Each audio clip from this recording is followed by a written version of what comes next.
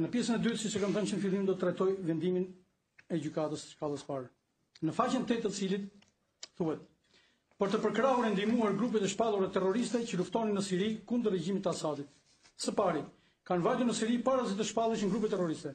Së dyti, e çuditshme që grupet terroriste luftonin kundër terrorizmit shtetëror në këtë rast në kontekstin e një lufte për vetëvendosje, siç e kemi përmendur më parë. Më pas thuhet se unë, së bashku me disa nga të pandeurit, pas kam ndihmuar në publikimin e shkrimeve dhe se pas kam qenë pjesë e veprimtarisë në xhami. Kam kërkuar të më shpjegojnë dhe e rikërkoj përsëri se ç'kërkon të thotë akuzën me këto fraza, pasi s'kam ndihmuar askënd në këtë fushë, e kjo jo vetëm në kontekstin e të pandeurve, por edhe të tjerë persona qofshin besimtarë apo jo, për përhapje çfarë do lloj materiali në internet ose jo. Kjo është e vërteta dhe s'kan se çfarë prove të pretendojnë kundër meje, sepse s'kan çfarë të kenë. Fraza tjetër në veprimtarinë në xhami është kret tymnaj, pasi në radhë të parë me sadis ka pasur një veprimtari të jashtëzakonshme e të paligjshme në ndonjërin nga xhamitë që kanë frekuentuar, përfshirë dy xhami të fjalë. Pastaj akuza edhe më pas gjykata thonë se unë isha pjesë e veprimtarisë. Si e justifikojnë këtë frazë? S'po them se e provojnë, po përdor fjalën justifikim, të paktën për të përmendur emrin tim në këtë kontekst, pasi kam të drejtën edhe të denoncoj për difamacion.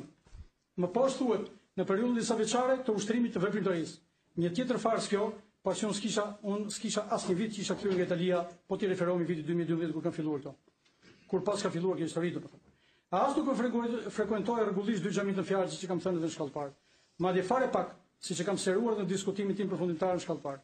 Këtu përmenden emra personash, dy për të cilëve as i njeh fare, ndërsa me të tjerët s'kam padur as telefonata, përveç pak të tilla me bujariuse, siç e thash ndonjë me zgjyri merin. Në faqen 9 flitet për zgjatjet e afateve timore të cilën kemi trajtuar. Në një paragraf poshtë thuhet: prokurori duke arsyetuar se nga hektimi ishin grumbulluar prova, në thonjë të mjaftueshme që provonin akuzat etj. Kjo është ajo që kam shprehur në lart për arsyetimin e grumbullimit e tij që e kam thënë. Në faqen 10, për hetimin gjykatës justifikoi me nenin 129 dhe 325. Për këtë e kam përmendur edhe kur folëm në seancën e shkuar. Në faqen 17, dëshmitari Bledar Veshti mohoi përfshirjen, po gjykata domethënë, sipas dëshmisë së tij, mohoi përfshirjen e Verdi Moravës në organizimin e nisjes së tyre. Më poshtë, biletat, thot ai, i prehur Maldoçi pa specifikuar për 2 apo për 3 persona. Gjë që më le të mendoj se mund të ketë prerë edhe të Mustafa Kuçit, pasi thuhet më njëherë pas frazës Mustafai do të shkonte në Istanbul. Faqja 18, gjatë qëndrimit në Siri, njohu dhe u takua disa herë me Mehdi Manallarin, pa gjithmonë Bledar Veshti. Si e pas ka njohur kur në proces verbal i Bledar Veshti në Bilisht thuhet se kishte marrëdhënie krushie hyrje dalje, si dhe para se të largohej për në Siri 3-4 ditë para nisjes u takua, që thuhet vazhdon akoma aty, në xhamin e Bujarysën dhe edhe një ditë përpara. Kjo në faqen 88. Pra pikërisht në një harë kohor që bën diferencën e telefonatës me Sirin të datës 1 i pari 2014 me telefonatën e datës 2 i pari 14, kur në të parën Bujari në përgjimin telefonik që flet me një person në Siri, thuhet se do të vinë 2 vëllezër, i thot atij. Ndërsa në telefonatën e ditës tjetër më pas, domethënë të datës 2, thot 2-3 vëllezër.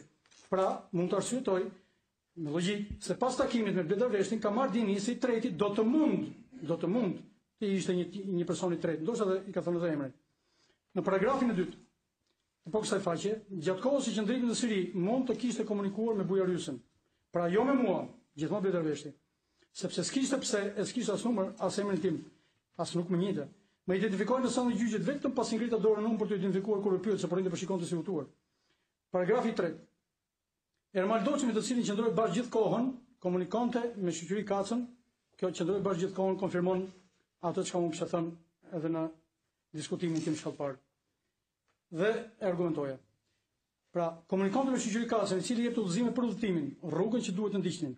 Bledar Veshti konfirmoi kështu se nuk u ndan nga Maldoçi, këto fjalë e mia tani, asnjëherë, si dhe për lidhjen me shoqëri Kacën, të deklaruar edhe më parë, ndërsa qëndrimi gjithmonë bashkë me styre, domethënë, konfirmon ato që unë kam deklaruar në seancën time të mbrojtjes. Paragrafi 4. Në Rinas u habit që edhe ai plak do të shkonte me ta. Thuhet gjithmonë në vendimin e gjykatës për Bledar Veshtin. Ndërsa nuk kujton që Verdi Morava të ishte aty. Policia atë bashkë me Maldoçin i mbajti rreth 30 minuta apo 1 orë. Fiksoni këtë. 30 minuta apo 1 orë, sepse është në deklaratë. Në kontroll, dhe këtë do të trajtojmë më pas kur të flas për aeroportin. Paragrafi 5. Gjatë udhëtimit Mustafa Kuçi ndodhi i ulur larg tyre. Kjo e deklaruar për të dyve. Kjo tregon qartë se çekimi Mustafa Kuçit është bërë në distancë kohore e jo në të njëjtën kohë me ta. Pastaj, akoma më poshtë, kur zbritën në Istanbul, kuptoi se ishte bashkë me ta.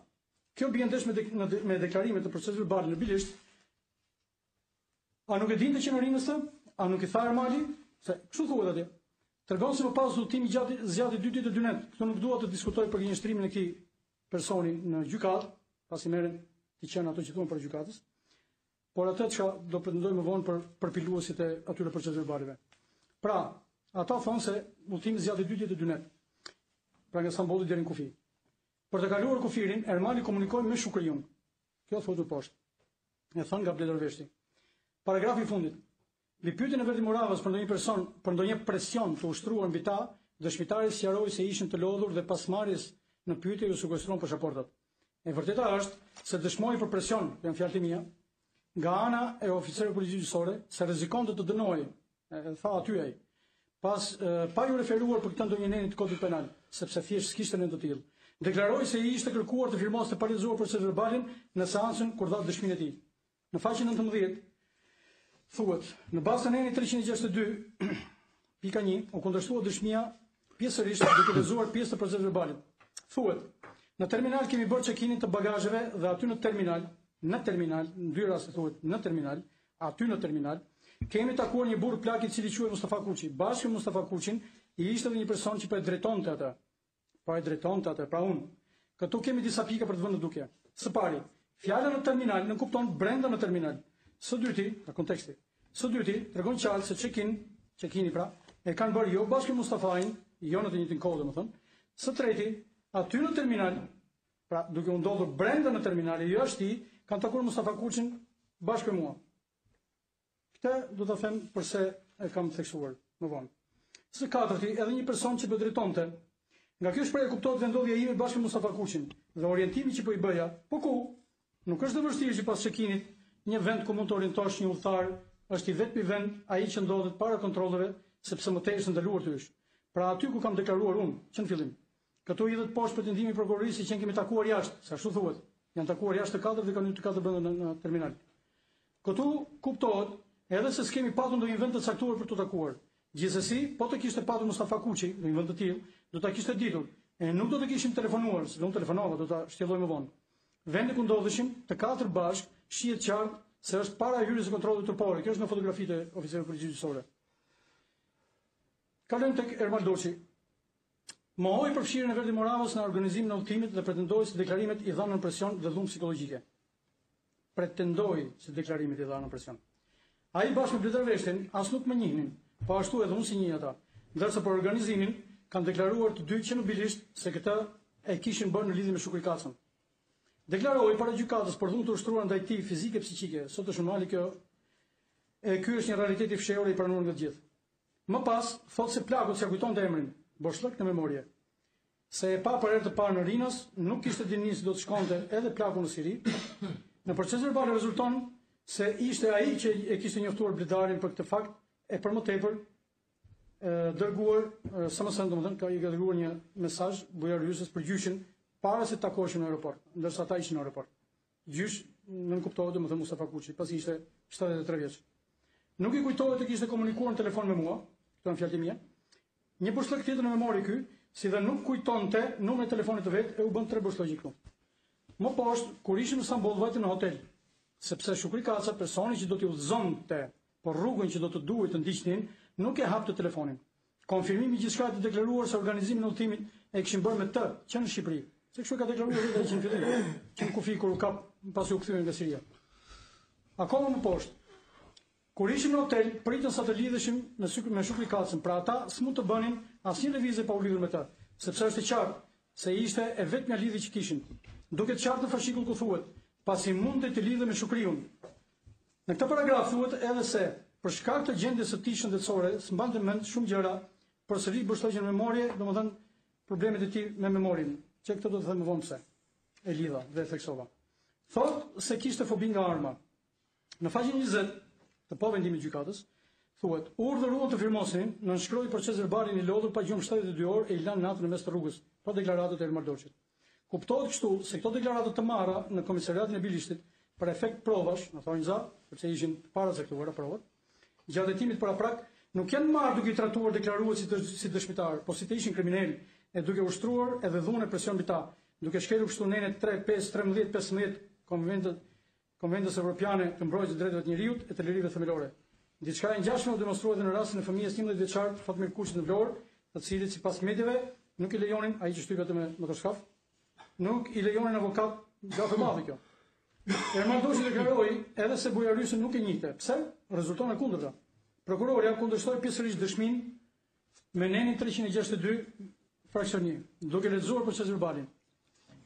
Proces verbali. Komunikimin me Shukrikazën dhe premtimin e tij, takim me Verdi Moravën në terminalin gjithmonë e aeroportit, komunikimin telefonik me të e bisedën e zhvilluar në lidhje me largimin e Mustafa Kuçit në Siri.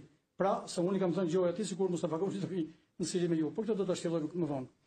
Këtu bëhet përsëri i qartë se jemi takuar brenda në terminal, e s'kemi hyrë të katërt bashkë nga jashtë. Në faqen 20 të fashikullit të vendimit është evidentuar me të zezë, Verdi më tha se Mustafa Kuçi do të vinte me ne në Siri. Siç duket, gjykata ka parë të arsyeshme në thonjza të verë në evidencë me gjithë rrëzimin me prova e logjik nga ana ime, por do ta trajtoj në pjesën e tretë. A kam vlerë deklarimet e provat e argumentet e padiskutueshme të evidentuara për me? Kanë apo s'kam vlerë? Faqe 21. Paragrafi i parë.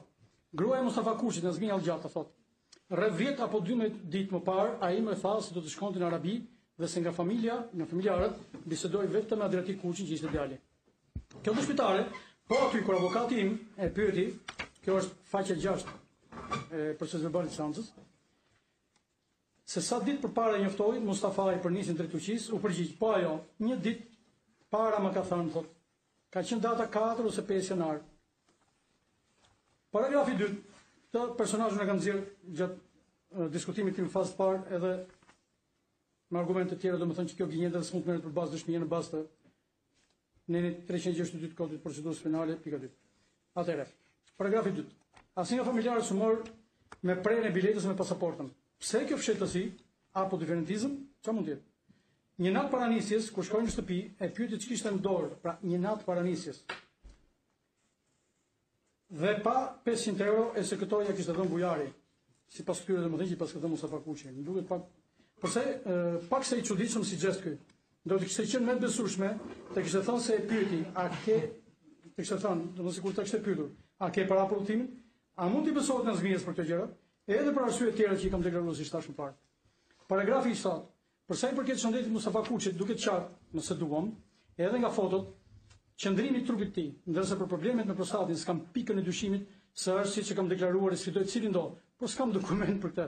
E megjithatë janë argumente relevante në proces, nga që për mua s'mund të kishte rëndësi arsye udhëtimit të tij.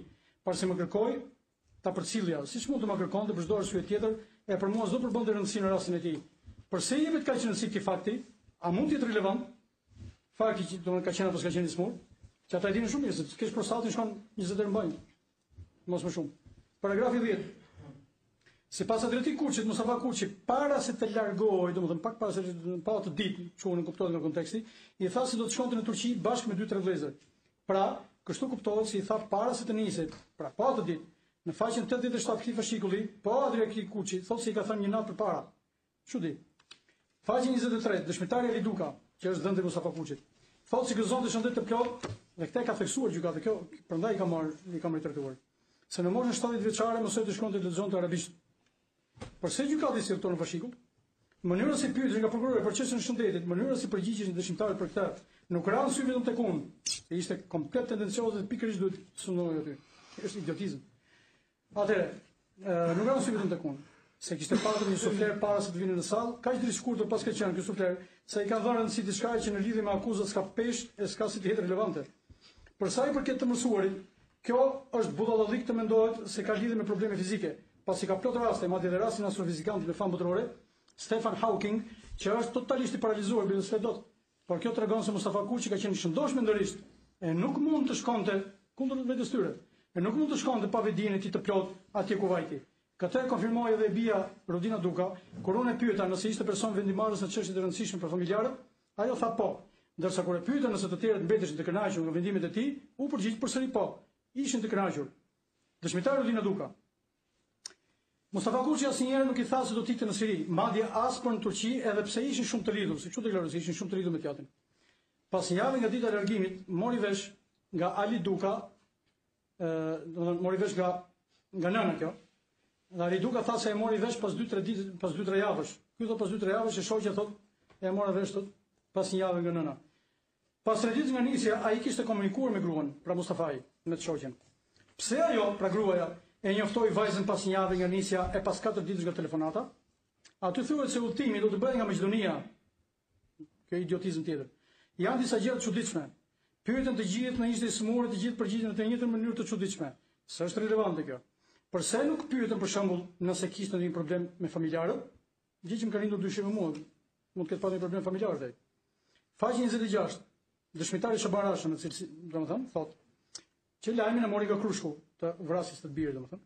Siç e kam deklaruar edhe këtë fakt që në fillim. Tha se kuroja bashkëshorten e tij, dhe kjo është e vërtetë, amerikani bëri thirrje për ndërtar kundër Asadit. Këtë fakt e kam parë, më falni, as e kam parë dhe as e kam dëgjuar, por më është thënë se ka ndodhur. Tha se Diamanti, i biri domethënë, merrte informacione nga mediat e mua më ka treguar, po Shabani më ka treguar mua personalisht, se e merrte vetë Shabanin, pra Diamanti merrte Shabanin për të treguar në internet se çfarë po bëjnë në Siri. Zëqëri Meri deklaroi se Diamant Rashën e njohun në Siri, Kjo tregon se megjithëse i kisha njohur të dy, se unë njeh të dy, nuk ishim takuar ndonjëherë të tre për të njohur tamam. Në faqen 32 vjen dëshmia ime para gjykatës. Pra ç'kam thënë unë? Mustafa Kuçi në një ashtu si të tjerët, si Xhafaja, kështu një Xhafaja, jo Mustafa Kuçi.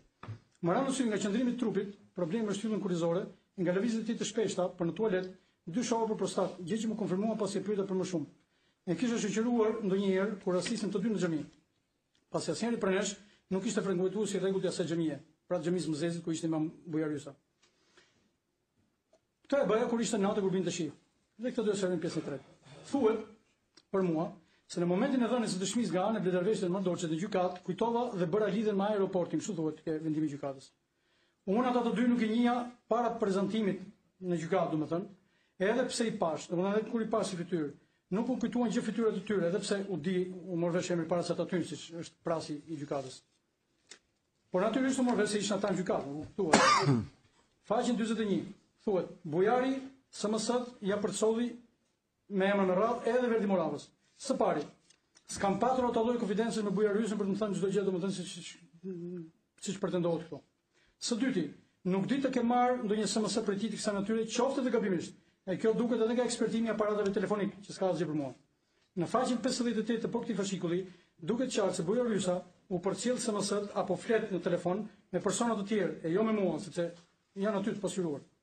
Më poshtë thuhet akoma, diçka shumë interesante. Në datën 6 janar 2014, ora 13:57 minuta e disa sekonda, Ermal Doçi dërgon Bujarysës SMS-n, e bu muslimi jam. Gjyshi, e bu muslimi domethënë Ermal Doçi. Gjyshi po vënohet, nuk po e shoh, po e pres ku më the. Do të rezultojë se Ermal Doçi së bashku me janë fjalët e në vendim këto. Do të rezultojë pra se Ermal Doçi së bashku me Bledarveshtin janë në pritje të Mustafa Kuçit për të udhëtuar së bashku për në Siri. Në orën 14:56, pra e tjetra ishte 13:57, të themi një orë më pas, por një personi dërgon Bujarysës SMS-n. Legendat na kanë fotokopjuar çdo letër që kemi me vete, na morën shenjat e gishtave. Dhe e dhëna e përftuar nëpërmjet këtij SMS-je do të vlerësohet në unitet me letrën e sekuestruar të Mardoçit që bënte fjalë për destinacionin dhe $690 për $700 për familjen Diamant Rashës. Kjo ishte ajo që thuhet në fashikull. Këtu kemi disa aspekte interesante, por do t'i trajtoj në pjesën e tretë. Në paragrafin e tretë po kësaj faqe, flitet për materialin kompjuterik që më është sekuestruar dhe që kërkoj me forcë të më rikthehet, pasi s'ka asgjë të jashtëligjshme, përkundërzi, kam shumë materiale shkencore, mjekësore, sportive, fetare. Për sa i përket këtyre të fundit, sqaroj se as nuk kam patur mundësi të shoh, por me siguri mi ka kaluar Diamanti kur i kam dhënë 1 ose 2 herë hard diskun tim të jashtëm për të parë materialet mjekësore sportive, nga që dinte 2 gjuhë të huaja, kishte 9 smurdhje për 100 të sporti. Pasi ishte i servitur mirë, ka qenë komando. Pra siç shihet, ishte ai që më pati dhënë materiale të cilat s'kan as pse të jenë në natyrë ilegale. Çdo njeri ka të drejtë të shikojë çdo lloj materiale përveç minorenve. Neni 19 i Deklaratës Universale të Drejtave të Njerëzit e përcakton qartë. Çdo individ ka të drejtën e lirisë së opinionit të shprehjes, përfshirë të drejtën që të mos preket apo ofendohet për opinionin e tij, se të kërkojë të marrë, të shpërndajë për të përhat informacione dhe ide nëpërmjet çdo mjeti. Neni 11 i Kartës të drejtave themelore, Bashkimi Evropian 2000, autoritetet publike s'kan të drejtë të krijojnë pengesa dhe ose të ndryshojnë. Paragrafi i 6 në faqen 45. Letër formatja 4 marrë nga Mardoçi, thuhet aty domethënë, në të cilën rezultuan të pasqyruar itinerari i lëvizjes për të mbërritur në Siri, porosia e bujarit për të dorëzuar familjes së Buamarit shumën $690, si dhe adresa e pritësit dhe numri i telefonit i shoqërikacës. Pra, po vetë nxirren në pa atë çka donin të ma vishin mua, e deklarojnë dhe janë veshin dikujt tjetër. Mos vallduan të vrasin me të njëjtin gur dy zogj që ndodhen njëri në lindje tjetrin në perëndim, pak seriozitet me çuri, lutem. Në faqen 50, në orën 15:25 thuhet në fashikullin e gjykimit, në terminalin e aeroportit, dhe kjo sipas raportit të shërbimit të oficerëve përgjegjësore, do ta trajtojmë pas në fund fare këtë. U futën 4 persona me mjekër, të cilët qëndruan pranë check-init, të identifikuar si Ermal Doçi, Bledar Veshti, Verdi Morava dhe Mustafa Kuçi. Duhet të vënë duke disa elemente të çuditshëm se të pavërtetë që dalin po nga ata vetë. Në faqen 41 të vendimit që përmenda pak më parë, thuhet se në datën 6 pari 2014, ora 13:57, Ermal Doçi dërgon bujërysës së mësën se nuk po e shite gjyshin e se po vonoi. Pas një ore, 14:56, i dërgon së mësën e dytë, pasi kishin kontrolluar. Sipas kemi hyrë në orën 15:25 në terminal, kur në harkun kohë për një ore që mbaron në orën 3:05, të themi 3:04 minuta. Këta pas kanë kaluar të gjitha kontrollet dhe ishin në sallën e pritjes. Ata thonë në orën 15:25 kanë në terminal. Nuk është asnjë që ndrohet ora, që thuhet, u futën 4 persona me mjekër. Zotrinj, unë s'kam mbajtur ndonjë mjekër siç e shikoni. Ky është falsitet edhe për faktin që jemi takuar brenda në terminal.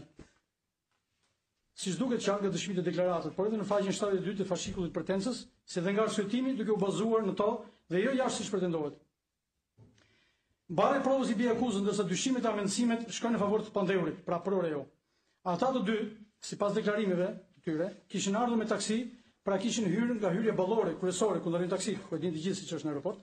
Ndërsa unë me Mustafa Kuçin kemi hyrë nga ajo anësore, pasi unë kisha parkuar makinën te parkimi me pagesë, sepse nuk mund të lidhet në vend tjetër aty dhe ju dini shumë mirë. E kush ka vënë rinë se di mirë këtë. Një pjesë e asaj që vazhdon në këtë paragraf s'është e vërtetë, ndërsa pjesa tjetër ku thuhet se ndihmova Mustafa Kuçin është e vërtetë, por jo në atë lloj konteksti që pretendojnë ata. Të gjitha këto shpifje s'kan asnjë lloj argumenti faktik. Prova shkresore, foto e tjerë. Nëse shohim fotot e bëra në terminal, vetëm aty brenda ka foto, e asnjë jashtë. Madje mund të merren edhe filmimet e regjistruara nga kamerat e sigurisë të aeroportit. Aty shihet nga fotot, paktën vetëm nga fotot, shihet se nuk ka orar, në këto foto nuk ka orar të shënuar për çdo njërin nga fotot. Shikoni ç'lloj raport shërbimi kanë bërë. Nuk ka orar të shënuar për çdo njërin nga fotot. Kur shënohet orari për çdo lëvizje, për çdo gjë, ata që përgjojnë, që ndjekin njerëzit. Fotot e bëra tregojnë se Bledar Veshti dhe Ermal Doçi ishin të dy bashkë, më vete, domethënë veç, ndërsa unë me Mustafa Kuçin ishim bashkë, më vete, pra veç edhe ne, dhe vetëm foto ku jemi të katër bashkë, domethënë pas ishim takuar, duket qartë se është aty ku kam deklaruar unë, pra para hyrjes së kontrolleve. 3. Po të shikohen me kujdes fotot, duken sportelet ku Bledar Veshti dhe Ermal Doçi po presin të bëjnë check-inin, janë në emër aty. Dhe e njëjta gjë për mua dhe Mustafa Kuçin, që po e ndihmoj në sportelin 9 ose 10, se duken fotot siç janë fotokopi të zeza, domethënë duken sportelin 9 dhe 10, ndërsa dy të tjerë në sportelit 7 dhe 8. Shikoni tash logjikisht. Fotot janë bërë nga këndë të ndryshme. Pse duhet të lëvizte fotografi? Megjithatë, nga këndë të çuditshme, unë do të kisha vepruar ndryshe pak. Dalin foto të çuditshme nga këndë të çuditshme. Pasi duken edhe sportelet e tjera ku duhet të dukeshim unë dhe Mustafai. Dhe simi, në foton ku shënohen emrat e Bledar Veshtit dhe Ermal Doçit. Gjithashtu, ana sjelltas në foton me emrin tim dhe të Mustafait, do duhet të dallohesh në sfond edhe Bledar Veshtit dhe Ermal Doçit, sepse duken sportelet. Ku janë?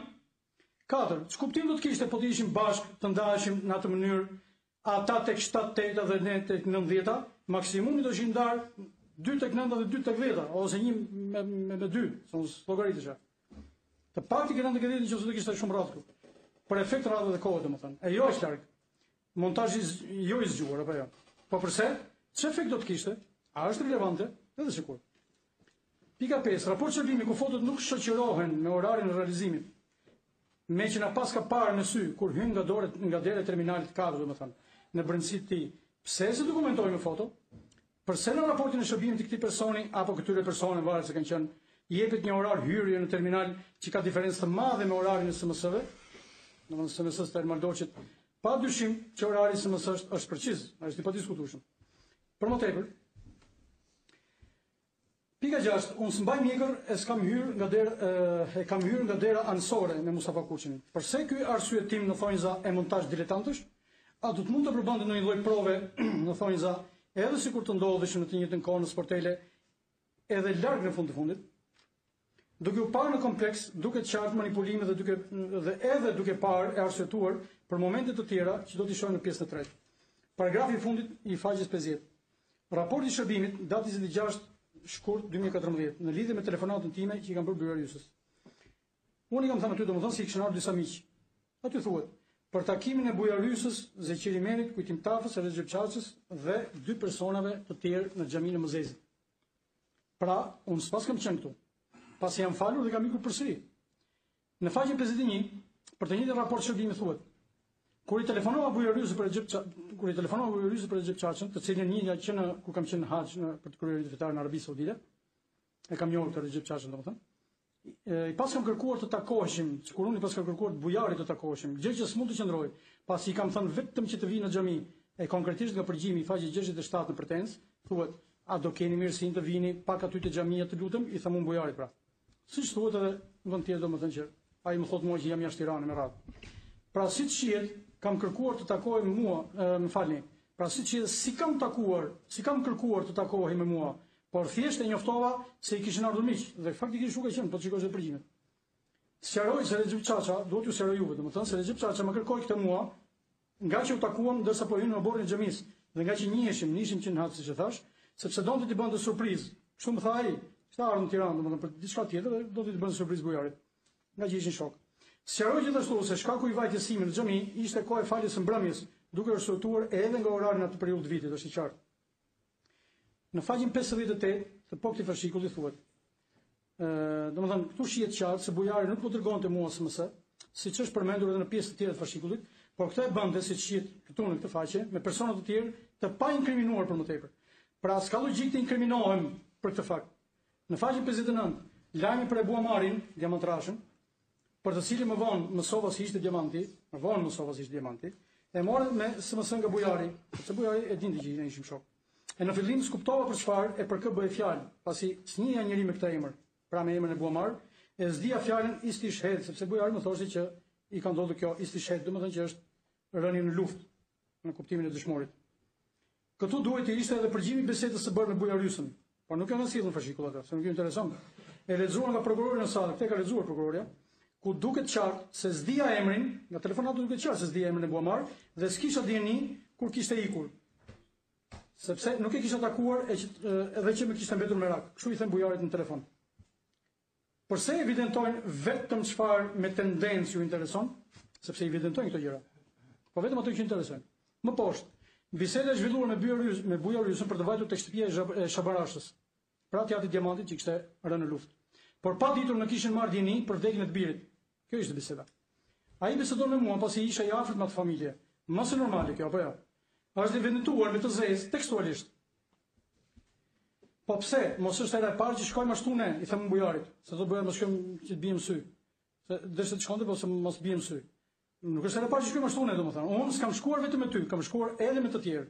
Pra ne, e theksoj, por emri ne këtu në kupton vizitorë duke përfshirë veten time, pasi siç bëhet i qartë, edhe më poshtë, që kanë deklaruar edhe në shkallë të parë, atje kanë vajtur edhe me persona të tjerë që s'kishin lidhje fare me të pandehurit.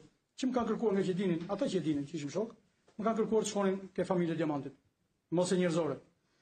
Në paragrafin e fundit, se faqe thuhet se në komunikimin e datës 31 dhjetor 2013, ora 7:59 të mëngjesit, pra, Bujariusës, kjo telefonat domethënë Bujarius me Shukri Kacën, ky i fundit i kujton se duhesh njerëz të rinj.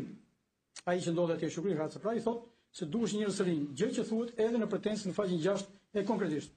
I është kushtuar vëmendje posaçme nga të pandehurit e rekutimi moshave të reja.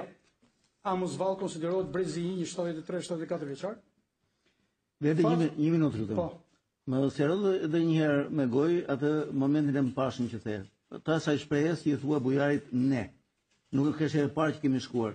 E ke fjalën nuk është herë e parë që kemi shkuar te familja. Tek familja.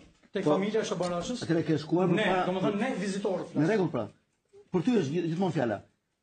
sepse konteksti mund të jetë dhe më i gjerë dhe më duket se është interpretuar dhe ashtu, që keni shkuar dhe në familje të viktimave të tjera. Sa është era parë në këtë.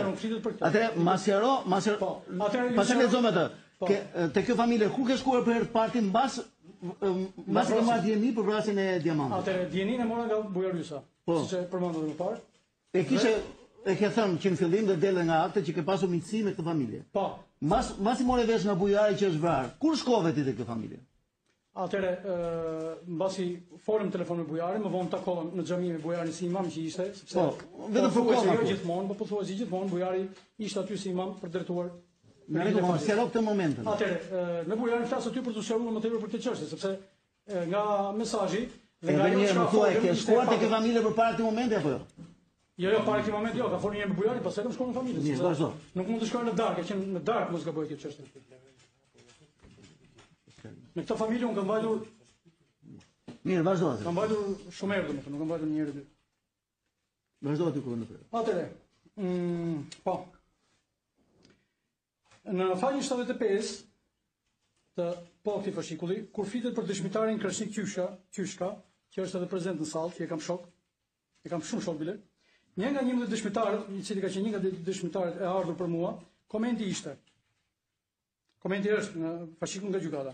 Pavarësisht divergjencave në fe, këto janë fjalët në fashikull, shenja dhune apo nxitje urrejtje fetare nuk pa tek ai, pasi secili kishte besimin e vet. Domethënë sikur Krashniku pas ka thënë kështu në gjykatë, ju si kuptoni këtë? Domethënë, çdo të gjykata me këtë pavarësisht divergjencave në fe, mos valla luton se un pas kam divergjencë me shokun tim, s'është absolutisht reale, e s'ka se të jetë pasi ai ka thënë këtë, sepse dihet se si e ka thënë këtë, në lidhje me tharë të feve të tjera, me ndonjë për të cilëve edhe kam prezantuar, sepse unë kam prezantuar edhe me njerëz krishterë që kam shumë të njohur. Dhe ai ka vënë re këtë sjellje time, domethënë ndaj atyre. Kjo ka qenë konteksti. Jo se unë kam patur divergjencë me këtë, sepse kjo ka një kuptim tjetër. Dhe sikur unë që kam ekstremist dhe ai që ka njëri besimtar normal, me konceptin normalitet që konsiderohet, edhe pas divergjencë në fe për shkak të ekstremizmit tim. Domethënë nëse ka aluduar te gjykata. Sepse nuk e thot, por e mendoj unë. Në faqen 76 tek pretendimet e akuzës, flitet në përgjithësi pa përmendur emër, pra në tym, si dhe në përgjithësi për një bashkësi emrash. Përkatësisht flitet për veprimtari rekrutuese të personave për në Siri, krijimi i urave lidhëse, marrje e masë për sigurimin e biletave të udhëtimit dhe vlerën monetare, evidentimi i grupit luftarak etj. Pra, këtu futem edhe unë në këtë përgjithësi. Për sa i përket rekrutimit, e tham në pjesën e parë që nuk mund të jetë fenomen objektiv. Krijimi i urave lidhëse ishte thjesht nëpërmjet shqiptarëve që ndodhishin atje dhe shkret natyrale kjo, por që dikur si Ermal Doçi kishte lidhje direkte, pra me Shukrikat që ndodhi atje, pa urë, pra pa ndërmjetës. Për sa i përket biletave, çfarë dihet për Diamantin nga Jati, i kishte prerë vetë.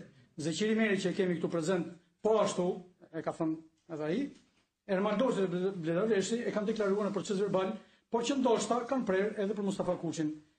Për të tjera raste s'kam ide, s'mund të shprehem. Gjithashtu për vlerat monetare, domethënë, mund të them po të njëjtën gjë. Për sa i përket evidentimit të grupit luftarak, besoj se është logjike se të tjerët më pas do të bashkangjitishin atyre, siç kemi thënë në pjesën e parë, ku kishin vajtur të parë, pavarësisht se si u etiketuam më vonë, e theksoj këtë më vonë në një grup, sepse ata kishin vajtur gjë përpara. Të pandehur gjatë procesit gjykimit, thuhet më poshtë, pranuan dhe shprehen hapur për krajen e tyre ndaj grupeve të shpallura si terroriste. Thuhet në fashikulli gjykatës. Pra, gjatë seancave, gjatë procesit, të pandehurit thotë shprehen hapur për krajen e tyre. Pastaj thotë për përfshirje në bashkëpunim në 25. Ky është i sugjeruar. Le të sjellim video, kamerat dhe ose audio regjistrimet për të gjatë seancave gjyqësore, domethënë, për të gjykuar qëndrimin tim gjatë seancave, pra që ta shikoni ju. Përse u pëlqen të përgjithsojmë, duket qartë tendenca, në rastin konkret për emrin tim. Thuhet akoma, të pandehurit propaganduan kryerjen e veprave me qëllime terroriste në bashkëpunim. Secili prej tyre u përfshi në veprim kriminal, duke patur një ideologji dhe qëllim të përbashkët. Kjo është thjesht trillim në lidhje me mua, përsa i përket propagandës veprave terrorizmit, bashkëpunimit, ideologjisë e qëllimit të përbashkët. Le të më provojnë të paktën njërin për tyre, njërin. Mos vao thjesht njoja dhe ndonjë telefonat me ndokan për bëga bashkëpunim. Kur ministri aktual i drejtësisë u pyet për kryetarin aktual të kuvendit, pse kishte pirë kafe me Koçë Kokdhimën, u përgjigj, ç'të keqe ka që ata të dy pin kafe? po pse unë banoj në të njëjtin pallat ku ndodhem do kusht tjetër, domethënë edhe ai duhet të implikohem, thot ai gjithmonë. Këto janë absurditete të këtij vendi. Kështu duhet të akuzoheshin të gjithë, thot ai, në televizionin shqiptar në datë 30 maj 2016 në darkë. Ka qenë ditë hënë. Paragrafi 8. Flitet për eliminimin e feve të tjera, gjë që s'qëndron në asnjë argument në Islam për eliminimin e feve të tjera, nuk qëndron si argument. Unë personalisht, jo vetëm që se kam as imagjinuar, por as nuk e kam dëgjuar nga të tjerë një gjë të tillë. Paragrafi 9. Flitet për veprimtari kriminale, ku tre nga të akuzuarit kishin rolin organizatorit dhe të tjerët, ku përfshihesh edhe unë, rolin e ndihmësit. E kam përmendur në pjesën e parë se nuk më shkon për shtat rolin e ndihmësit. Kam pretendime. Flitet duke përmendur edhe emrin tim se organizuam grumbullimin e personave me qëllim marrin pjesë në ligjëratën në xhami. Përveç se të them që s'kam bërë ndonjë gjë të kësaj natyre e që s'mund të sillin asnjë provë në lidhje me këtë hipotezë idiote, si edhe për hipotezat të tjera, s'di që të them më shumë për këto shpifjesh. A nuk e ka organi akuzës barë në provës? Ku janë këto prova? Ku? Më ndjeni, por është pikërisht një tjetër budallëk i rrallës. Vetë xhamia është një institucion grumbullimi bashkimi për njerëzit. Dhe fjala xhuma ka pikërisht këtë kuptim, domethënë grumbullim njerëzish. Aty s'bëhet fjalë për mbledhje apo mitingje politike. Sepse unë faktikisht vetëm për xhuma shkoj në këto xhami ose në një rast tjetër kështu për një rit fetar ditor, rrallë. Bile kisha bile dhe muaj që s'kam vajtur fare. Aty s'bëhet fjalë për mbledhje apo mitingje politike ku paraqitet nevoja për organizator e për ndihmësa që u mbushin mendjen dhe ose xhepat njerëzve me metoda nga më të ndryshmet që të marrin pjesë. Për një besimtar që ka pranuar dhe praktikon fen me vullnetin e tij të lirë, është detyrë normale të shkojë në xhami, sidomos për xhuma ditën e premte. Për kësaj detyre janë të lehtësuara vetëm femrat.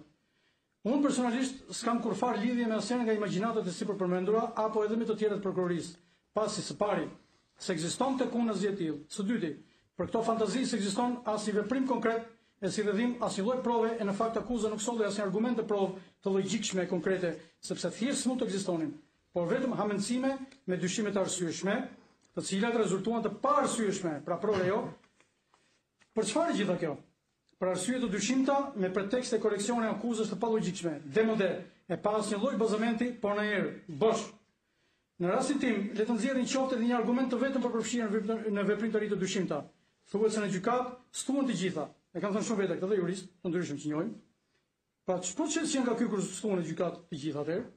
Le të marrin ç'do duan për mua, por s'ka ç'të ketë.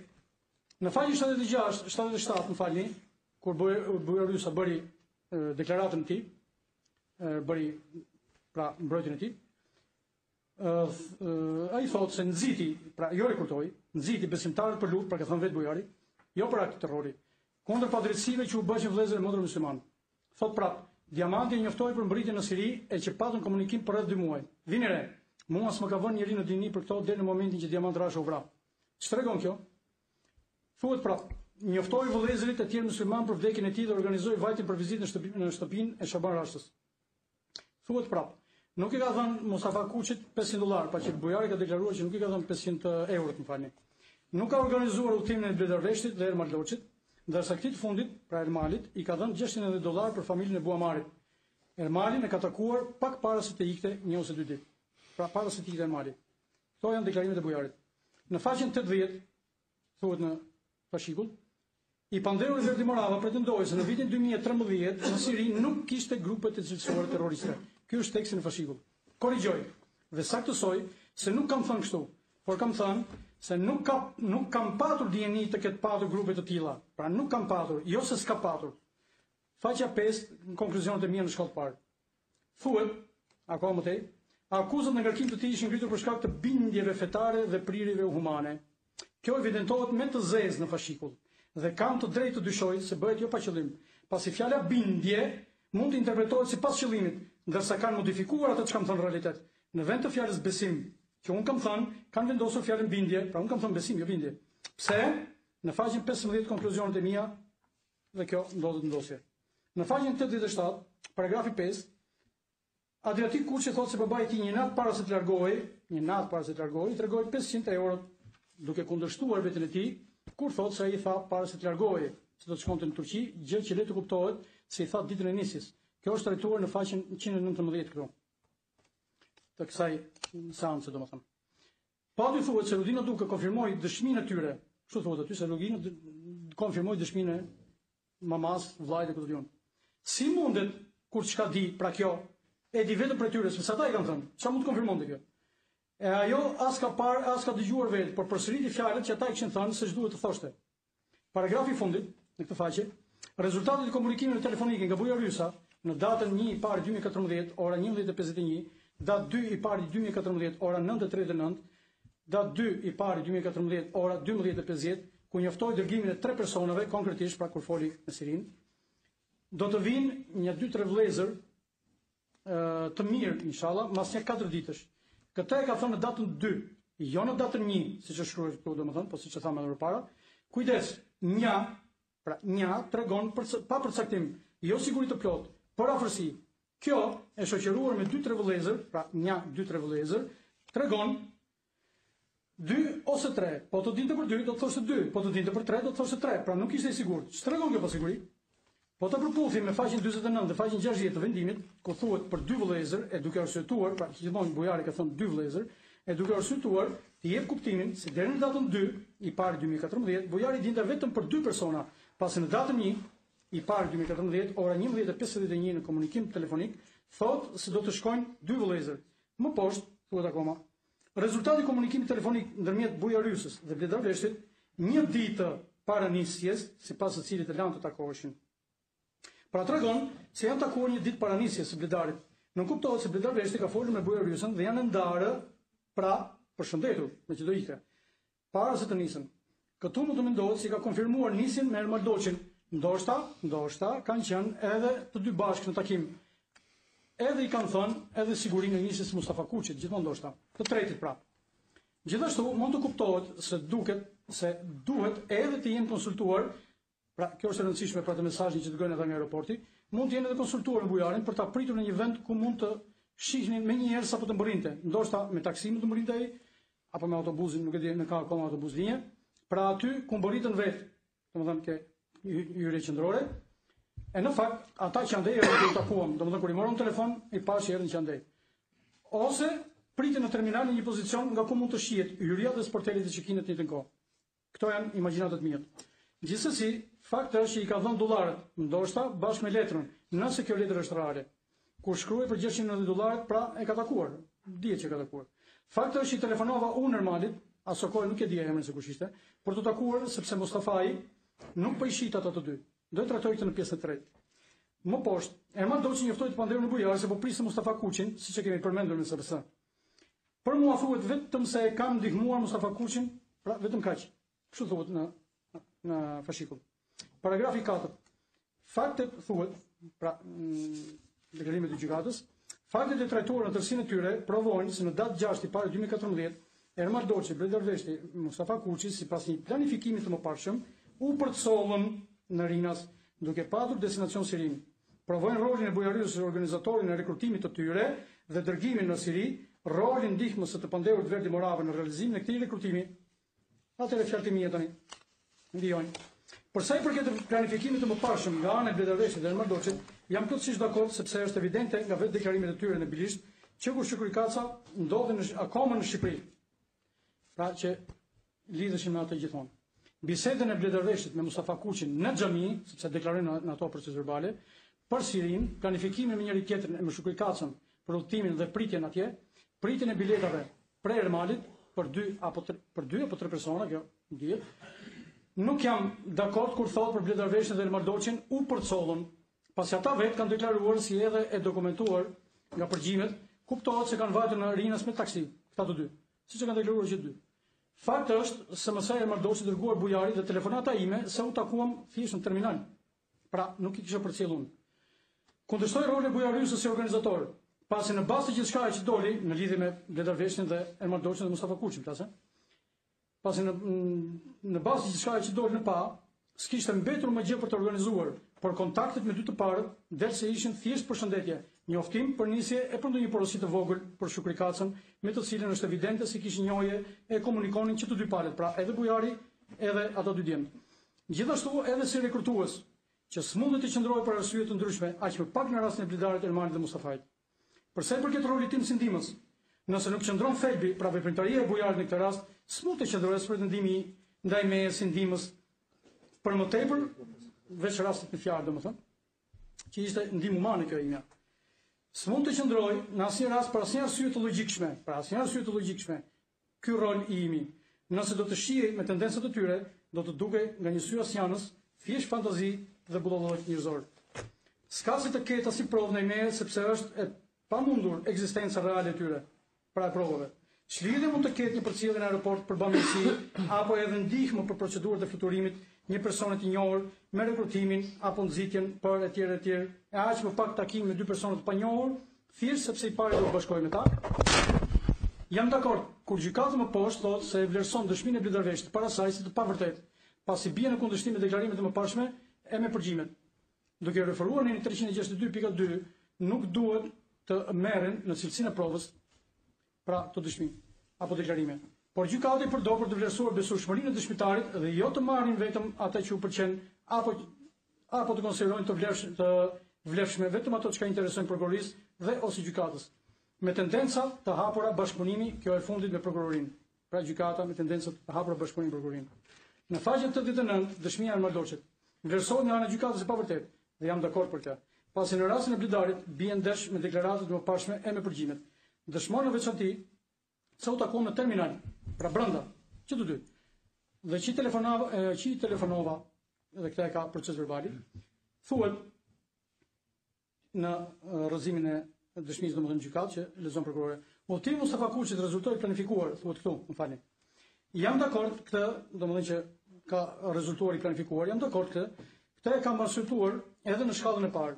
Nga kushtet në kë, në bazë të deklarimeve të Mardoçit dhe Blerdarveshit, vetë se ishte i lidhur me ta. Ato të mëparshme do të thënë në deklaratat e tyre janë në gjykatë. E kjo konfirmohet nga përgjimet, edhe nga përgjimet domethënë, ndërsa ata nga ana e tyre ishin të lidhur nëpërmjet njohjes së komunikimeve të Mardoçit me Shykuri Kacën. Zinxhiri i qartë ndërlidhje ky apo jo? Është fare i qartë. Paragrafi 3 i kësaj faqe. Në kuadër të përpjekjeve të Verdi Moravës, sqaroj, unë nuk jam përpjekur as pak, sepse pyetjet që u drejtohu dy dëshmitarëve më vinin natyrshëm, sepse këtu thuhet sikur jam përpjekur. Në fund të paragrafit thuhet, sikurse u analizuan më sipër, deklarimet konfirmohen nga provat e tjera të marrë në gjykim. Të gjitha provat e marrë në procesin e gjykimit do konfirmuan së bashku me ato të hetimeve në favor të pandehurit. Në faqen 93 paragrafi 4. Buja Rysa, thuhet aty, në kuadër të vizitës që po planifikonin për tek shtëpia e Diamantit, pyeti Verdi Moravën nëse ishte interesuar. Kjo edhe të tjera konfirmojnë që çfarë kam deklaruar, sepse i kam deklaruar edhe në atë që unë kërkova që të përfshihet në fashiklin e gjykimit, pasi gjykata e shkallës parë kishte thënë se duhej kërkesë dhe nuk ishte përfshirë. Që e kam edhe me vete nëse ju intereson, nëse s'është aty. Sinqerisht më vjen keq që këtu Diamantin e marrin si të ishte në një kalama, që s'dinte nga të përplaste kokën, pasi që nga nevojitur këta imamët dhe katër ndihmëse për të cilëve tre të tjerët veçmeje, as që e njihnin nga afër Diamantin për ta rekurtuar në thonjza. Diamanti duhet kuptuar si ishte nga ata që do kush mund të ndryshonte mendimet dhe bindjet, e ta rekurtonte me mënyra të ndryshme, pasi s'kishte karakter të tillë. Ai ishte djalë me personalitet e me parime, këto i dëshmoi edhe babai i tij, Shabani në gjykatë. Mund të them se ai kishte aftësi të rekurtonte, jo të rekurtohej për të tjerëve, e s'kishte as nevojë për nxitje. Roli im si ndihmës në thonjza, siç e kam shprehur, është bullallëk. Thjesht bullallëk. Më poshtë thuhet, roli i ndihmës i Astrid Tolës për rekrutimin e Diamantrashës mbeti i paprovuar. Sigurisht që është kështu, sepse nuk e njihte. Por çka dashur ta aludoi gjykata me këtë, se mbeti i paprovuar, domethënë në rastin e Astrid Tolës, se për të tjerët ka mbetur i provuar, domethënë, edhe pa i përmendur konkretisht atë tjerë. Disa as që e kanë njohur fare Diamantin. Për mua, fakti që isha amiga së familje e që për më tepër as nuk u vurën DNA për ti para se të ikte, nuk mund të konsiderohet mundësi nxitjeje apo rekrutimi, thjesht sepse kështu i pëlqen të imagjinojnë dokujt. Unë e dëgjova në xhami, siç kam deklaruar ikën e tij, nga bisedat e një grupi besimtarësh në ditë të premte, e më pas më konfirmua nga Jati pasi e pyeta duke marrë shkas nga ajo që dëgjova, pasi në atë periudhë Diamantin takoi rradh. Kjo tregon se Buja Rysa do t'ja kishte thënë dokujt tjetër, domethënë, pasi ai, siç e ka deklaruar, kishte DNA për këtë fakt, pra vetë bujari, siç deklaron në shkallë parë. Ky fakt duhet të sjellë në mendje një pyetje. Pse s'më tha mua A nuk tregon kjo se s'kisha konfidencë me Bujar, domethënë pse Bujar nuk më tha mua, pra aq sa kemi parë. S'kisha ndonjë konfidencë me Bujar, i tha dikujt që kishte konfidencë dhe i tjetri u tha tjetër. Apo takime të shpeshta, domethënë me Bujar s'kemi patur. A nuk të çon kjo në konkluzionin se nuk kishim kontakte të shpeshta telefonike? Unë e përdor shumë telefonin, e megjithatë, po të shihen tabulatet, rezulton se me Bujarin kemi pak telefonata. Mua më erdhi shumë keq e më mbeti merak që se takova para ikjes, e këtë kam shprehur në telefonin, në telefonatën, që lexoi prokuroria, në telefonatën me Bujar Jusin që lexoi prokuroria. Dhe kjo është realiteti. Në faqen 96 thuhet SMS e dërguara nga Shykri Kaca për mbërritjen e tij në Siri, për shëndetin e mirë pas ka ikur vetë Shukriu, për shëndetin e mirë që gëzonin vëllezërit atje, Bujar Jusi u përcolli tjerëve edhe Verdi Moravës. S'di të ke marrë SMS të tillë nga Bujari, qoftë edhe gabimisht. Pastaj s'më tha as për diamantin. Kjo duket edhe nga ekspertimi i telefonit tim, ku s'ka patur asgjë komprometuese. Më poshtë, provat e përshkruara më sipër provojnë për kryen një veprimtarie të gjë rekrutuese, disa vjeçare dhe në përfshirjen e tjerë dhe Verdi Moravës. 3 pika çuditëse. Ku janë këto prova? Ku qen kam unë? Ku janë provat e pretenduara për shpifësve? Ku e kanë shpifësit barë të japin prova, apo jo? Kjo s'mund të marrë tjetër emërtim, por çmenduri dhe poshtërsi. Në faqen 100, aty ku thuhet se kam ndihmuar për publikimin në internet, kjo s'ekziston, është trillim, thjesht trillim. Më poshtë Verdi Morava, Orion Reçi, thuhet domethënë më poshtë, Verdi Morava, Orion Reçi, Stritola, Edmond Balla rezultuan Edmond Balla, që unë si një fare, rezultuan të interesuar për shkrime botime në lidhje të ngushtë me çka predikohej nga Genci Balla, Bujarizo dhe Gert Pasha. Gert Pasha me sa di nuk kishte fare legjistë turqisë, kishte fare lidhje këtu. Pra edhe unë personalisht nuk e njeh, se mund të ndiqem sa thoshte ky. Apo bashkë me Edmond Balla që unë as se kishte den kush ishte para se të takojë këtu. Kësaj thonë vërtet ngri njërin nëpër plas tjetrin. S'din me çfarë, s'din në çfarë i mbushin letrat dhe çfarë thonë. E kam deklaruar se Gerti Pasha dhe Edmond Balla si një as për fytyrë. Pjesa tjetër më duket si një ëndër akuzës e marrë se vërtet për gjykatës, pasi s'ka asnjë lloj logjike të mbushësh hapësirën me tymnaj, bën dëm për mushkëri dhe mbet në askund. Më poshtë thuhet, gjykata s'mund të provuar plotësisht te çdo dyshim të arsyeshëm kryer në bashkëpunim. Më ndjeni, po kur kam lexuar këtë frazë, jam i ndinjuar dhe revoltuar shumë, sepse në raste të ndryshme që ndodhen në fashikull, s'ka asnjë fakt të ndodhur realisht për të vlerësuar nga çfarë do lloj këndvështrimi që ta shohim, që mund të shihet domethënë me dyshime të famshme të arsyeshme, të cilat e rifleksoj që rezultuan të pararsyeshme. Kryer në bashkëpunim, thuhet aty. I çfarë lloj krimi kryer në bashkëpunim? Çdo të thotë në bashkëpunim, si që nga kryer, si funksionon ky bashkëpunim, kjo quhet shpifje padrejtësi e thurur me poshtërsi. Më poshtë thuhet rekrutimin të pandehur të kryer duke përfituar nga devotshmëria fetare e të rekrutuarve, duke përfituar. A mundet prokuroria dhe ose gjykata të më shpjegojë çdo thotë fjalë përfituar? Cili pas ka qenë ky qëllim përfitimi? A janë në metro këta apo çfarë? Për çfarë u shkon në mendje? Apo kujtojnë se të tjerët janë të mangët? Duke menduar kështu, dhe duke vepruar në këtë mënyrë, domethënë, me këtë mendim nxjerrin në pamangësitë e vetë dhe asgjë tjetër. Do të duhet të zgjedhin njerëz më të aftë që të paktën të meritonin shprehjen, mos ofendoni inteligjencën time. O ju trillues. Se për këtë s'vlen as kjo shprehje, se kanë pikën e inteligjencës. Më poshtë, Orion Reçi dhe Verdi Morava kryen veprime konkrete për rekrutimin dhe dërgimin në Siri të rekrutuarve. Cili pas ka qenë veprimi konkret i Orion Reçit, me sa ka marrë vesh këtu? Po unë veprim konkret pas kam kryer për të qenë në këtë pozita? Shoqërimi në rinë si Mustafa Kuçit për një nevojë të tij, u quhet ka veprim konkret kriminal? Kështu kanë dëshirë ta konsiderojnë për të justifikuar farsën e intrigën e thurur me dashakësi, por në të njëjtën kohë edhe me idiotësi. Më poshtë thuhet akoma, në bashkëpunime të pandehurit, pas kam unë konsumuar elemente veprës penale, nxitja urrejtjes dhe gënjeve, mbajtje së fjalimeve dhe përhapjes së shkrimeve, çmenduri e qartë me diagnozë të padyshimshme.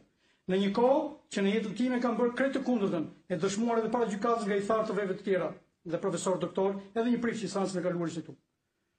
Në faqen 102 thuhet, gjykata konkludon duke vlerësuar të pabazuara pretendimet e të pandehurve dhe mbrojtësve të pabazuara. Dhe të më thonë ata zotrinj, pjesëtarë të së njëjtës korporat në organin e akuzës, për të përdorur shprehjen e ish-ministrit drejtësisë kjo. Se çbaz pas kanë idiotësitë të përmendura e të saruara me aq kujdes më thonjza nga ky organ e të mbështetura nga gjykata e shkallës parë në kohën që u demontova para syve pas jurimin e mediokritetit të tyre. Çka për të thënë mbi diagnostikimin e padyshim për çmenduri, frikë e servilizëm? Në faqen 106 flitet për destinacionin Mustafa Kuçit se ishte Siria e jo Turqia për kurim, i pretenduar nga Verdi Morava, kështu flet aty. Unë s'kam përdorur ndonjëherë fjalën kurim, jetë qartë kjo, por vizit. Pra, vizit për diagnostikim të saktë. Prandaj edhe pyetën sekretaren e seancës ku kujtoi se më kapi mat, po që unë e lash të kalonte, se do e thoshe më vonë. E cili më pyeti nëse kishte dieni për Mustafaj, domethënë se kush do ta ndihmonte për kurim atje, sepse duhet para, kuptohet ajo. Ju përgjigji se as më kishte thënë dhe as e kisha pyetur për këtë. E kalova këtë, sepse do e thoshe më vonë. Unë s'kam pretenduar ndonjë alibi me këtë. S'është alibi. Por kjo ishte ajo që më tha ai. A nuk do të ishte më logjike të thoshe motivin që i tha familjes, po të ishte se do ta dije se do të shkonte në Siri? Pra, nëse do të kishte dieni se do të shkonte në Siri, do thosh atë çka i tha familjes. Dhe i familjes i tha që do të shkojë në Arabi. Pra unë mund ta konfirmoj të njëjtën gjë, duke fshehur të realitet. Po unë çfarë thash? Atë që më tha ai për vizitë. Këtë fakt të cilin e besova vetëm në sallën e gjyqit, pra që ai kishte vajtur në Siri, nuk mund ta imagjinoj në rastin e Mustafa Kuçit. E këtë kam diskutuar me oficerët përgjegjësor në prezencën e avokatit tim, Sokol Mengjezi. Gjykata pretendon se nuk u provua ekzistenca e problemeve shëndetësore me prova dokument. Pretendon këtë. Është faktikisht, nuk ka prova dokument që ai ka qenë i smur. Ai kishte problem prostatën e kjo është e padiskutueshme, si dhe shtudën kurizore. E kjo duke qartë në pozicionin që mbante të ecur. Megjithatë, kjo në fund të fundit është as pak relevante për procesin. Pa çka sa ai më tha se do të shkonte në Turqi për atë motiv, për vizitë. S'dinë se të justifikohen, e duan të kapin pas diçka për të cilën s'ka prova shkresore, edhe pse logjikisht s'mund të ketë lidhje me faktin e Siris, e as me mua, pasi siç kam deklaruar në shkallë të parë, do të shoqëroj atë apo ndonjë tjetër, këtë qoftë, nëse do të plotësoheshin 5 kushte që i kam përmendur në shkallë të parë dhe këto ndodhen në faqen 41 të diskutimit tim të shkallës së parë në konkluzione, domethënë. Në faqen 41 këto 5 kushte që un kam për një njerëz, mos jetë problematik me ligjin, mos jetë problematik me gjëra tjera, sepse ma probleme edhe mua. Do i skisë këto problemesh. As është njerëzore kjo? Mos duhet të bëjnë njerëzit me fiksime për komplekseve psikologjike që kanë vetvete, fiksimeve dhe paranojave. Gjykata na pretendon ka prova dokument, por a ka kërkuar nga akuza prova dokument për fajsinë time, sepse ato karagjuzllëqe që u prezantuan u kthyen kundër akuzës. Proces verbali i bilishtit të devolvit u demontuan me vetveten. Dhe këtë do të shikoni më vonë, në pjesën e tretë, që erdhi pas pak. Në kombinim me njëri tjetrin, çdo telefonat e çdo lëvizje kishte natyrë humane, brenda normave të normalitetit e janë ose në favorin tim ose thjesht s'kan vlerë juridike, pra s'janë relevante në proces. Edhe pse ata ashtu kanë kërkuar që të duken. Më poshtë thuhet se pretendimi i Verdit se nuk e pati të qartë se kush ishte Buamari nuk gjen mbështetje në provë, shikoj çfarë idiotizmi. Provë është telefonata me Bujarys, nëse duan prova. E lexuar nga vetë prokurorja pasi më dërgoi SMS-n për rënien e tij në luftë dhe folën më pas telefon. Pse kjo telefonat zgjendet në fashikull? Nuk gjendet kjo telefonat. E pretendoi këtë telefonat që të përfshihet në fashikull. Pra, në fashikullin tjetër, kuptohet se ajo ka marrë fund. Po në fund të fundit, çon sipas ka dienia apo mos dije personifikimit të Buamarit, sikur që nga Buamari, çon si ka, edhe sikur ta dije. Edhe mund të kisha marrë vesh, po si dia realisht. Sepse se dinda si jati. A është relevante kjo? U dashkam prova për një gjë të tillë? Pse? Edhe sikur ta dija, a mos përbën fakt penal? Thuhet se nga që bëja vizita të shpeshta në atë familje, rezultoi se kisha dieni të plot për përfshirjen e diamantit luftime. Sigurisht që e dija. Se ishte në Siri e se ndodhte në atë vend. Nuk ishte vend në fest, por në luftë. Ai siç dëshmoi Shabarash e Jati pra, për të luftuar kundër ushtrisë së Asadit kishte vajtur për luftë. Aq më tepër ishte përgatitur. Dhe shumë i përgatitur bile. Për këtë ishte përgatitur mjaft mirë, pasi ushtrinë e kishte bërë në zbulim me sistemin e pashëm, se në atë vit e ka bërë, që ishin forca elitare të asaj kohe dhe me komando turq e kapi me të dy domethënë, dhe kishte spikatur nga më të mirë. Me fleta lavdërimi ku diun. Unë s'jam mjaftuar, siç e tha Jati kjo. Unë s'jam mjaftuar ndonjëherë nga Bujari për mbrojtjen e shqiptarëve në Siri. E deklaroj këtë. Nëse pretendon, le të sjell prova dokumente siç e pretendoi për meje.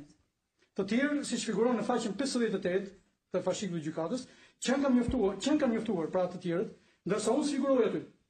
S'jam mjaftuar nga Bujari as për ndonjë shqiptar tjetër të rënë në Siri, për të përgjigjur asaj pyetjes tuaj për raste të tjera. Pasi unë kam qenë vetëm raste diamanti që kisha shoh. Paragrafi i fundit, pas ka rezultuar se qenkam përfshinë veprimtarinë që zhvillohen në xhami. Që veprimtari zhvillohen në xhami, në çfarë që kam përfshirë unë konkretisht, ëndra, pas kam ndihmuar në veprimtarinë nxitëse dhe propaganduese për mbështetjen dhe kryen vepra me qëllime terroriste. Ç'është kjo çmenduri? Si guxon si e provon këtë? Kush pas ka kryer vepra terrori? Kush që ka nxitur për meje? Ku dhe kur pas kam bërë propagandë dhe kujt? Kryetari i trupit gjykues në ndonjë rast ka shprehur se shqiptarë në Siri nuk akuzojnë për vepra terroriste, siç e tham. A mund të më shpjegojë do kush këtë paradoks? A nuk është ky thelbi akuzave në dynenë 231 dhe 232-a? A nuk varet në Siri sipas organit të akuzës për të kryer vepra terrori? Ka ndihmuar njerëz në forma të ndryshme për bamirësi, duke përfshirë përcjelljen e Mustafa Kuçit dhe vajtjen për vizitë tek shtëpia e Shaban Rashës. Faqja e fundit 107 e gjykatës. Ajo që sjell gjykata këtu për telefonatën me Buja Rysën në lidhje me Recep Çaçën, e kam sqaruar edhe më parë, sepse thuhet edhe këtu. Më pas, shumë interesante është tendenca që s'përmban as pak vlerat e njerëzishme ku thuhet. Jo më kot u pyet të komunikim telefonik të realizuar, thuhet aty, në datën 13 shkurt 2014 për luftën në Siri dhe refuzoi të përgjigjej duke qenë i vetëdijshëm për rrezikshmërinë që paraqiste të bërit publik të qëndrimit të tij mbështetës së përkrahas. Ky transkriptim së pari ka vakum. Në transkriptim domethënë janë marrë vetëm ato që intereson të tyre. Dhe sipas interpretimit se s'kishte asgjë në fund. Atëherë, kjo mund të shihet në dy alternativa. Ose arsyetimi idiot, ose porsërisht dëshë keq. Le të zgjidhin vetë ata secili. Telefonata ka qenë bashkëbisedim me bashkëshortën time. Dhe që kam pyetur, jo më kot, thot gjykata, prej saj, çfarë pas ka provokuar bashkëshortja? Analizojmë pak çdo të thotë jo më kot. A ka kuptim të më ketë provokuar, apo mos kanë iluzione se jo më kot do të thotë se nga që unë mund të dija diçka, ajo më pyeti nga e pas kam ditur këtë së pari, do të thotë se unë do të kisha biseduar më parë me të. Pra, që ajo të ditë që unë dija për këtë gjë, ajo do që nga bisedët më pashme me të. Pra, nëse arsytojmë kështu, pas kemi biseduar edhe më parë, ajo s'duhet të kishte arsye të fare të më pyes as në telefon për këtë, sepse kishim biseduar më parë rreth kësaj çështje. Apo jo? Kjo përkundërzi tregon se nuk kishim biseduar nga që s'përbënte temë interes për ne. E interesi u stimulua nga emisioni televiziv të cilin po shikoni në kohë, dhe ajo ndodhet tek prindërit e saj në kohë. Prandaj folën në telefon. Shikoni me syrin e njerëz për dy alternativave, edhe këtë, për dy alternative që thash. Ose idiotizëm ose dëshëgjësi. Refuzimin tim të përgjigjesha duke qenë i vetëdijshëm për rrezikshmërinë që paraqiste të bëri publik. Ç'është refuzimi për të përgjigjur? I referohen pas thirrjes si kam thënë në telefon, e cila mund të interpretohet në shumë mënyra. Mund të kisha diçka në dorë në atë moment, dikush mund të më kërkonte, dikush po insistonte afër me për diçka dhe kjo i takon atij personi, ti personi do bashkëbiseduesit telefon. Dhe jo, pra mund të kisha dëshirë të dëgjoja, ose të shihja diçka tjetër në atë kohë, jo të mos merresh me gjëra pa interes për atë moment në telefon, etj çfarë doni. Përse nuk neglizhon ka një gjykata që e nxjerr aty më të madhe, e ndërkohë neglizhon shumë gjëra më të rëndësishme si kontradiktat që më shfaqsojnë? Pra pse neglizhon ato kontradiktat që më shfaqsojnë mua, po neglizhon këto? Nuk neglizhon këtë? Një telefonat. Pra, po, djati fshihet në detaje, kjo është një fjalë e urtë. Marrin këto detaje shumë. E deklaroj para jush se kam kapacitetin të sfidoj e të shkatërroj ata e djajt e tyre me gjithë djallëzit që thurin i tregojnë. Çfarë është kjo të bërit publik? Një telefonat publike vetëm me bashkëshortën? Mos vallta zotrinj të mëdhenj na bisedojnë në telefon me bashkëshortën dhe i bëjnë publike në internet apo me forma tjera bisedat e tyre? Por çfarë rrezikshmëri pas kam qenë i vetëdijshëm? Ç'rrezik rrezik mund të përbante një opinion apo çfarëdo informacioni nëse do të kisha të tillë? Nëse do të kisha të tillë. Tashmë në internetin më të shihet më shumë më shpejt, më thjesht e më lehtë gjithçka. S'ka nevojë për këto gjëra. Çfarë do të thotë zotrinj të nderuar? Ju drejtojmë juve. Thuhet akoma, veprimtari për çfarë se për shkak të bindjeve fetare. Deklaroi se bindjet në bazë të besimit tek unë kanë bërë të veprojë për të pajtuar, e jo e bashkuar njerëz, e jo për të përçarë. I njëjti arsyetim vlen edhe për të kundërtën. Pra në bazë të bindjeve, veprimtari për harmoninë ndër njerëz, pra bindjet fetare mund të nxisin për harmoninë ndër njerëz. Më poshtë thuhet, dëshmitë e dëshmitarëve të paraqitur për ti, pra 11 dëshmitarë që erdhën. Në gjykim u njoftua për natyrën e tij tolerante, sepse ishin të feve tjera. Gjykata vlerëson të lidhur me jetën personale. Jashtë veprimtarisë kriminale, kemi parasysh këtu edhe deklarimin e Buja Rysës, thotë gjykata, sipas të cilit ai kishte marrëdhënie shumë të mira me të vllajin, pavarësisht se ky i fundit nuk përkrahte besimin e tij fetar. Pra ishte mosbesimtar i vllajit dhe bujari e toleronte. Fillimisht duhet të them se ata që u paraqitën para gjykatës për të dëshmuar ishin një prift ortodoks, një profesor doktor në fushën e mjekësisë Luka Qimi, që njihet shumë, një doktor në fushën e mjekësisë sportive, Yusuf Saliçe, intelektualë specialistë të ndryshëm të besimeve të ndryshme, si dhe njerëz të thjeshtë. A mos vallë ky gjykatë shkallës së parë do ta shitet të arsyeshme të merrni nga rruga kalimtar të rastishëm për dëshmuar, dëshmon në rast të tilla që e njeh e që ka kontakt me personin, madje ta njoh mirë atë, apo jo. Pa e njohur një person, si mund të dëshmohet për të? Do të quhet dëshmia rreme, apo jo? Ç'është kjo jetë personale jashtë veprimtarisë kriminale? Kush ka tendenca ekstremiste, s'do t'ja di fare, as për të afërm, as për familjar, e jo më për të njohur kush do qofshin. E për këtë s'ka dyshim, dhe heronjtë e eshtur e din fare mirë këtë gjë. Janë përgatitur, kanë ca njohuri kështu, për ato që intereson. Edhe pse kanë trilluar këtë farcë, po ata. Marrin si shembull marrëdhënien e bujarit me të vllain. A ka sens kjo analogji? Bojari sa ka vllaj, ka gjak, si thuhet në jargon, i hyjtë të bie përise, shokët miq të njohur të ndryshëm zgjedh. Pra s'është problem ti largosh, ashtu dhe siç afron apo jo. Do të ishte hipokrizia përsëri nga ana ime, që nga një anë ti mbaj marrëdhënie të mira me ata, dhe nga ana tjetër të nisja të nxisja të tjerë për grindje urrejtje kundër tyre. Kur them se ata i trajtojnë çështjet në mënyrë kaq të cekët, kanë mentalitetin e killerit gjaftohet, të cilit as i intereson të njohë viktimin e vet, e quhen objekt për ai, e jo njeri. Them pikërisht killerët e drejtësisë, sepse as nuk interesohen për të akuzuar sikur janë. Fatkeqësisht, këtu jemi ka të ndisur sot. Ky vlerësim në bazë të shëtimin në lidhje me rrjedhshmërinë e procesit hetimor, që për mua ishte statik, i shtangët, duke më krijuar dyshimet e arsyeshme se ishte i programuar për të zbatuar kështu, sipas projektit, si edhe në lidhje me verdiktin e mesbardhjen e vendimit të gjykatës shkallës parë. Hallka e fundit të zinxhirit të drejtanishëm, pa arritur ky fundi, dhe ky është fundi pjesës 2.